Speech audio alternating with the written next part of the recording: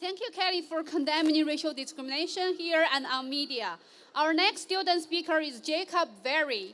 Mr. Jacob Verrey is a senior at Harvard University, studying cognitive, neuroscience, and evolutionary psychology. In addition to undertaking numerous research projects and business-related activities, Jacob has also spent time abroad, both in England and Denmark.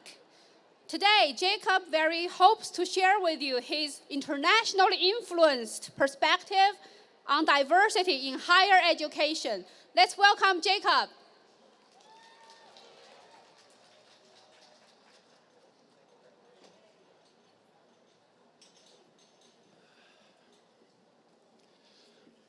Brilliant, thank you. Perfect. I came here today to tell you my story, to tell you of a facade known as diversity, and to describe how Harvard discriminates to fabricate a class that's less than diverse.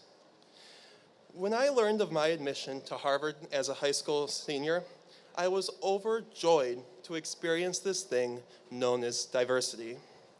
Diversity, I thought, was when Harvard creates a class of students with all sorts of backgrounds through a justified race-based admissions process.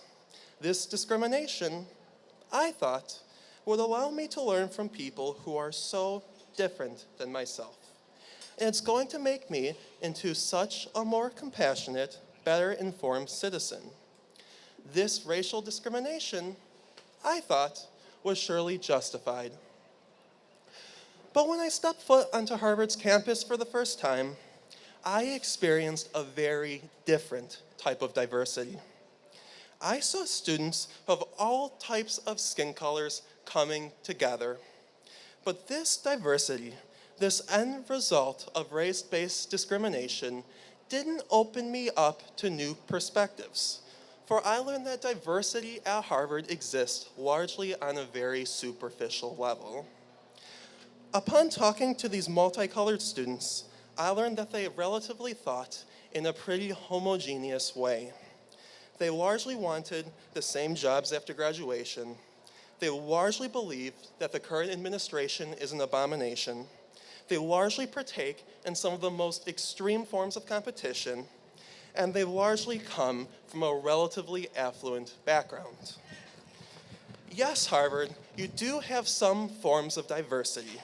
You have black students from investment bankers talk about their skin color. But their lives and backgrounds are so very similar to their white, affluent New York City counterparts, as they've both been given opportunities that most of the world has never known. Yes, Harvard, you have Asian American organizations discuss their sense of racial identity. But the son of Vietnamese immigrants is so very different than his Silicon Valley-based peers. They share the same skin color, but beneath the surface, they are so beautifully different and diverse from each other. They and Harvard ought to recognize the fact that skin color is not a substitute for your life story. Yes. To use skin color in an admissions process is extremely misleading, for it obscures, not creates, the very diversity that exists within its student body. I then left Harvard and went abroad. I left Harvard and understood a new type of diversity when I spent a few terms at Oxford. In contrast to Harvard, Oxford's diversity does not stem from skin color. They do not look at skin color when they admit applicants. But their diversity instead comes from different cultural backgrounds. This did so much more for me intellectually because in those stained glass dining halls of Oxford, I've had conversations that I never could have had at a place like Harvard. I've discussed the pros and cons of thorny topics like Brexit with students from all across the world in the most civil way possible. I've learned of countries and histories that I once didn't really know existed. And I've learned what it's like living in some of the most remote corners of the world, from a rural town in northern China to a lonely island nation in the Mediterranean. Even in a place with as many skin colors as Harvard, I've never experienced this magnitude of diversity. Nor have I ever learned more about our world than through conversation alone. It is peculiar to me that an admission system devoid of skin color would produce this rich of a student body. Now let me be frank. I do not think we should adopt the Oxford system. Oxford has their own problems with admission, but we now see that diversity and one's background can be independent from skin color. Harvard tries to attain diversity by using race to discriminate against applicants. But what Harvard ought to do is discriminate based on what life perspectives you hold, where you came from, and what opportunities you've been given. A Cambodian immigrant, for example, is not the same as an Asian American from Silicon Valley. A white applicant from an Appalachian coal mining town is not the same as a white applicant from an affluent European family. And a black applicant from inner city Chicago should never be compared to a black applicant from New York City. We see this. We know.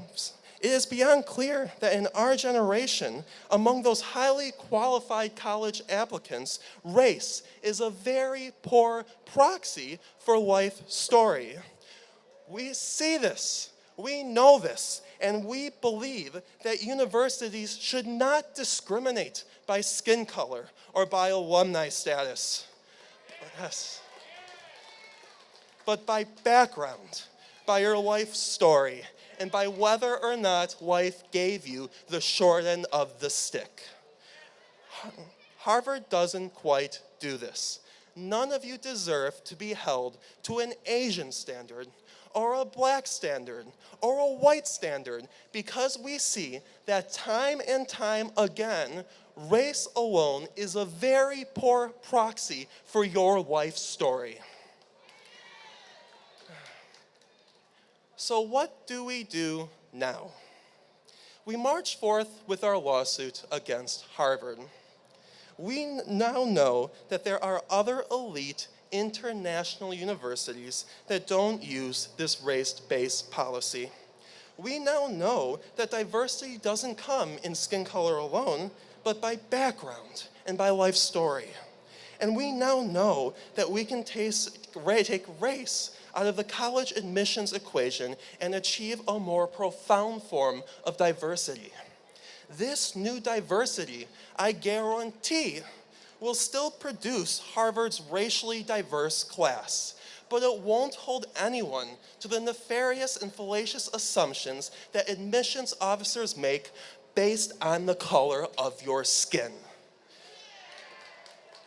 I conclude on a very personal and intimate note.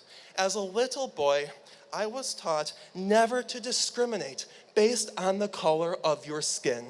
And I hope to God that Harvard and the US court system believe the same. Everyone here, everyone in this world deserves an equal shot.